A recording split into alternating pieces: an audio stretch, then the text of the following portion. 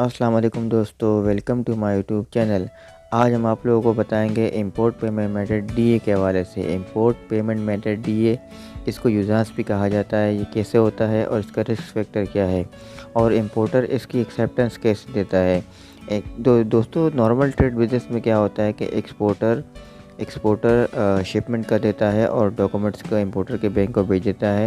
Importer का bank उसको एक नोटिस देता है कि आपको डॉक्यूमेंट्स आ गए, आप पेमेंट करके अपने डॉक्यूमेंट को रिलीज़ करा दे। इंपोर्टर उसकी पेमेंट करके डॉक्यूमेंट रिलीज़ करा के अपने कस्टम क्लियरेंस करके डॉक्यूमेंट को गुड्स को रिसीव कर देता है। तो एक नॉर्मल ट्रेड बिजनेस है।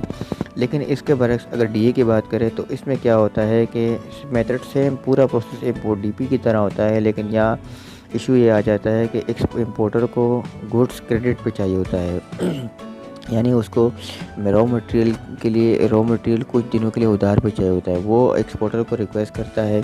इनिशियली तौर पर तो एक्सपोर्टर इसके लिए एक्सेप्टेंस नहीं देता, यानी वो राज़ी नहीं होता, लेकिन उसके बाद वो राज़ी हो जाता है। वो इंपोर्टर को कहता है कि मैं आपको एक लेटर देता हूँ, आप उस पर साइन कर दें तो मैं आपको इंपोर्ट उधार पे दे दूँगा। लेटर क्या होता है, उस लेटर को कहते हैं बिल ऑफ एक्सचेंज, जिसमें एक्सपोर्टर टाइम और पीरियड मेंशन कर देता है। पेमेंट टर्म्स, टाइम और डेट जो भी उसको दी होती है, यानी कि हो सकते हैं डीए 90 डेज़ पे या डीए 30 डेज़ पे, डीए 2 मंथ पे भी दे सकते हैं। तो उस पर जब इंपोर्टर साइन कर देता है तो एक्सपोर्टर एग्री हो जाता है और वो उसको शिपमेंट कर देता है। यानी कि वो एक्सपोर्टर उसको गुड्स सेंड कर देता है, डॉक्यूमेंट वो उसके बैंक में भेज देता है और बैंक उसको उससे बिल ऑफ एक्सचेंज पे साइन करा के एक्सेप्टेंस का मैसेज एक्सपोर्टर के बैंक को चला देता है और इंपोर्टर डॉक्यूमेंट रिलीज़ करके अपना कस्टम क्लियरेंस के बाद गुड्स रिसीव कर देता है।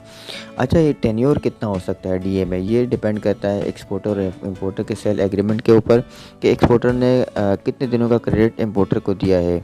90 दिन भी हो सकता है, मिनिमम 5 दिन से लेके 365 दिन तक कुछ भी हो सकता है। अच्छा, यहाँ अगर हम टेन्योर की बात करें तो टेन्योर 2 टाइप्स के होते हैं। इंपोर्ट और एक्सपोर्ट के दरमियान जो सेल एग्रीमेंट होता है उसमें ये डिसाइड होता है।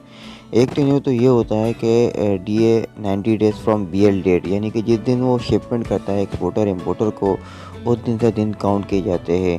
तो एक तो ये टेन्योर होगी, यानी वो एक्सपोर्टर ये कंडीशन लिखवा सकता है कि 90 डेज़ आफ्टर बीएल इश्यूएंस या 50 डेज़ या 60 डेज़ आफ्टर बीएल डेट।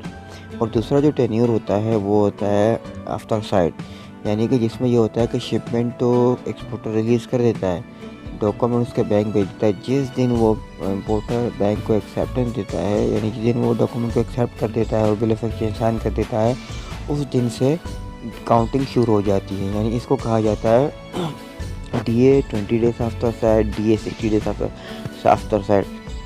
अच्छा, यहाँ पे मैं एक चीज़ ऐड कर दूँ कि टेन्योर की टाइम लिमिट कहाँ पर ज़्यादा हो सकती है और कहाँ पर कम हो सकती है। अगर एक्सपोर्टर बीएल की डेट से टेन्योर काउंट करता है तो फिर लाजमी बात है कि टेन्योर का टाइम लंबा होगा।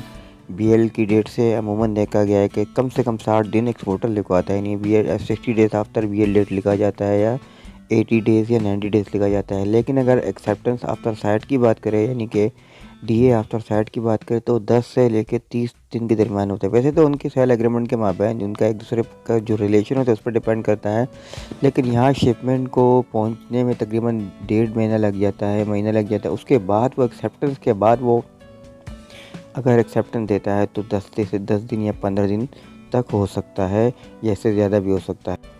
अच्छा, अगर हम यहाँ पे आपको एक्सेप्टेंस के बारे से बताएं तो एक्सेप्टेंस का प्रोसेस आप लोगों को तकरीबन समझ में आ गया होगा कि एक्सपोर्टर शिपमेंट करने के बाद शिपिंग डॉक्यूमेंट सारे अपने बैंक में सबमिट कर देता है एक इंस्ट्रक्शन लेटर के साथ, और वही डॉक्यूमेंट एक्सपोर्टर इंपोर्टर के बैंक को सेंड कर देता है। और वहाँ इंपोर्टर का बैंक, जो कि कलेक्टिंग बैंक कहलाया जाता है, वो इंपोर्टर को नोटिस देता है कि आप डॉक्यूमेंट की एक्सेप्टेंस दे दें। वो इंपोर्टर बिल ऑफ एक्सचेंज पे साइन करके डॉक्यूमेंट की एक्सेप्टेंस दे देता है और इंपोर्टर का bank as a collecting agent एक स्विफ्ट मैसेज एक्सपोर्टर के बैंक को सेंड कर देता है। एक्सपोर्टर का बैंक अपने कस्टमर को कंफर्मेशन दे देता है कि आपके डॉक्यूमेंट की एक्सेप्टेंस आ गई है। तो ये एक एक्सेप्टेंस का प्रोसेस है। यहाँ पर अगर रिस्क फैक्टर की बात करें तो इंपोर्टर के पॉइंट ऑफ व्यू से तो रिस्क फैक्टर बिल्कुल नहीं है, क्योंकि अगर इंपोर्टर को माल उधार पे मिल जाए तो उसे और क्या चाहिए। वो गुड्स इंपोर्ट करता है उधार पर, उसको मैन्युफैक्चरिंग करता है, उसके बाद सोल्ड आउट करके मार्केट से कलेक्शन करता है उसके बाद वो पेमेंट सेंड करता है। तो इंपोर्टर के पॉइंट ऑफ व्यू से तो बिल्कुल रिस्क फैक्टर नहीं है, लेकिन अगर एक्सपोर्टर के पॉइंट ऑफ व्यू से बात करें तो एक्सपोर्टर 100% रिस्क फैक्टर पे है, उसका फाइनेंशियल लॉस हो सकता है। सबसे पहले बात यह है कि इंपोर्टर का अगर फाइनेंशियल लॉस होता है और बाद में उसको पेमेंट रिफंड्स अरेंजमेंट नहीं होती, तो एक्सपोर्टर का यहाँ पे लॉस ज़रूर होगा। या इंपोर्टर अगर पेमेंट मज़ीद डिले कर दे तो भी एक्सपोर्टर को नुकसान हो सकता है। और सबसे बड़ी बात यह है कि इंपोर्टर मिसप्लेस हो गया, यानी कि वो मुआहदे से पीछे हट गया, उसने कॉन्ट्रैक्ट तोड़ दिया या उसका इंतकाल हो गया या कुछ भी हो, या वो डिफ़ॉल्ट हो जाता है, तो एक्सपोर्टर को उसकी पेमेंट मिलना मुश्किल हो जाती है। तो ये सारे रिस्क फैक्टर है यूज़ांस में एक्सपोर्टर के लिए। तो दोस्तों, यूज़ांस का जो मेथड था, जो प्रोसेस था, वो मैंने आपको पूरा का पूरा समझा दिया गया है कि यूज़ांस क्या है, और उसका प्रोसेस और एक्सेप्टेंस का सब कुछ बता दिया। उम्मीद करता हूँ कि आपको वीडियो समझ में आ गई होगी। बहुत बहुत शुक्रिया। अल्लाह।